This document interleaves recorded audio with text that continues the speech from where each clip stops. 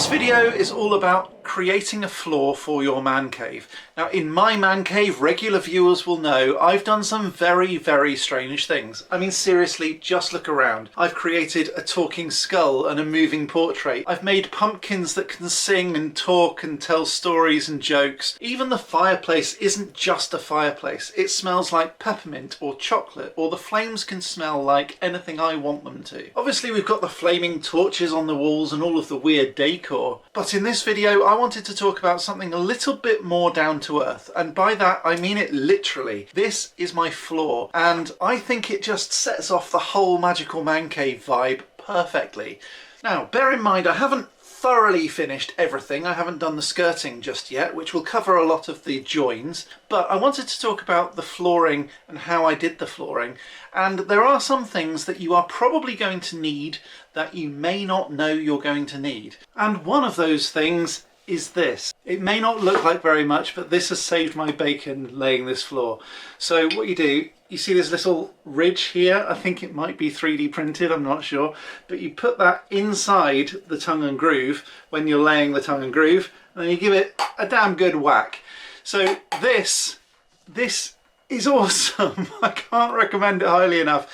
And it's definitely not something that I thought I would need, but it's definitely really helped. So yeah, get one of these, and obviously a rubber mallet as well. There are some things that you are probably going to need, some things you need to bear in mind that you probably weren't aware that you needed to bear in mind. And depending on the flooring system that you use, you'll have different things to consider. So if you want to find out a bit more about flooring, watch this video all the way through to the end, click like, subscribe, ding that bell and all of that sort of stuff. It's coming up literally right now. So the first thing I wanted to talk about is the type of flooring that you might want. There are essentially multiple different types of flooring that you might want. I'm going to ignore some of the more buildery kind of unfinished bits like chipboard or oriented strand board or concrete, and I'm just going to assume that you do want a level of decor that's going to be slightly elevated from that.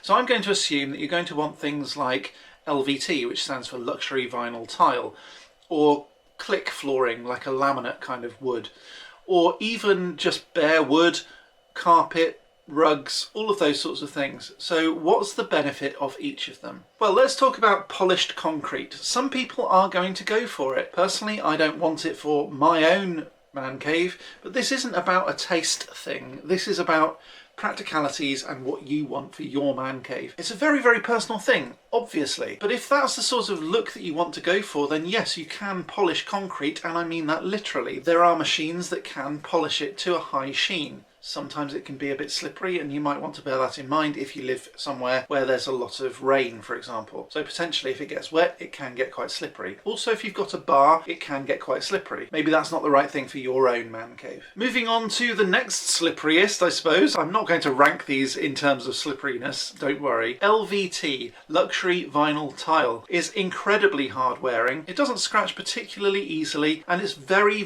thin, which means that if you don't have much room between the bottom of your door frame and the rest of the floor, it might be something that you might want to consider. Luxury vinyl tiles tend to have very little tolerance from one tile to the next, meaning that if you're inexperienced at this stuff, or you're a little bit unsure as to how close to the wall you can get with these things, you might have a bit of difficulty making sure that it looks good. If your walls are all over the place, maybe don't consider LVT unless you know what you're doing or you get a professional to do it. But once it's down, it's waterproof. And normally it goes on top of like a silicone underlay. That sounds a little bit weird, and it kind of is, because the silicone actually goes down as a screed, meaning that it's poured as a liquid layer that just goes over all of the subfloor or the base floor, something like a concrete base or something like that. That just levels everything out nice. Once that's all dried, then you can start putting on the LVT or the luxury vinyl tile. Because we've got that in our hallway and our downstairs kitchen, utility room, etc., when ours was being laid, we had to go upstairs into the bedroom and stay there for about a day and a half to make sure that everything was completely dry before anyone stood on it. Would have been a great time for us to get robbed. Thankfully that didn't happen. Once it's down though, LVT is incredibly hard wearing, very versatile because it's waterproof essentially, so that you can actually wet mop it. Something you can't do with my next on the list. The next one on the list is laminate flooring. This is like the clicky clacky stuff. Basically floorboards that click into each other like a tongue and groove system, and that's what I've used in the man cave here, for a couple of reasons. First of all, it was fairly easy for me to lay on my own, and obviously being on a budget, I've got to be able to do this sort of stuff myself using the fairly basic tools that I've got. I had a miter saw, I had a jigsaw, and although I had a circular saw, I didn't actually need it in the end. Now the thing about laminate flooring is that I created something called a floating floor. Sounds a lot more sciencey than it is.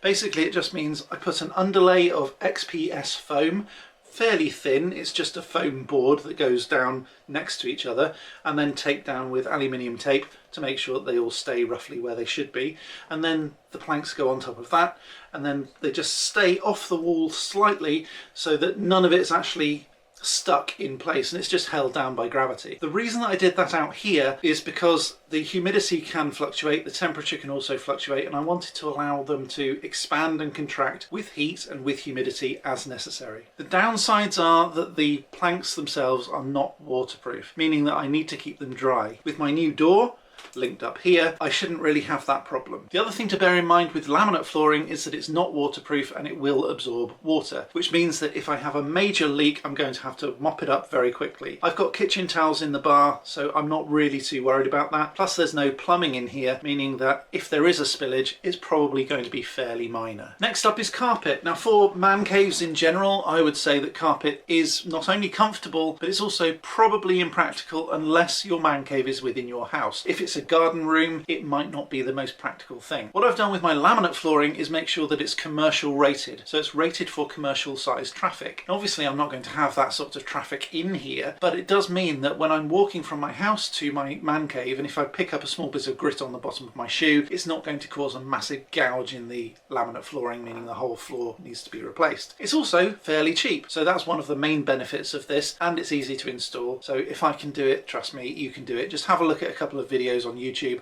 I'm not going to cover it off in this video, but by all means that's what you need to do. In terms of carpet then, it may not be the most practical for the reasons that I've already given for the other two, i.e. if you pick up a small stone and walk it into a carpet, okay, sure, you're probably not going to feel it, you're certainly not going to see it immediately, but it can start to gather an awful lot of that dirt, that gunk, and it's kind of difficult to clean off. Yes, of course you've got a vacuum cleaner and you can vacuum carpet very easily. You're certainly not able to mop it, and when it comes to liquids, that can be a problem. It can certainly stain, especially if you go on the lighter side. Carpet can also give a really nice feel, and if it's within a house, I would say that a carpet probably isn't a bad idea. It depends on the aesthetic that you're going for, of course, but carpet, especially shag pile carpet, can be very, very comfortable. The only issue with shag pile carpet, of course, is that it can look a bit dilapidated if you're constantly putting wear on it, especially in the same place. In the Magical Man Cave, for example, there are only certain walkways, meaning that some areas in this man cave are going to get a lot more wear than others, and so that then suits laminate, I think, better than carpet. So there we have it, a fairly short video today. Let me know what you think down in the comments. Click that like button, subscribe and ding that bell, and if you want to find out a bit more about doors, have a look at this video. In the meantime, I'll be back next time with some more magical awesomeness, but until next time, as always, Very magical.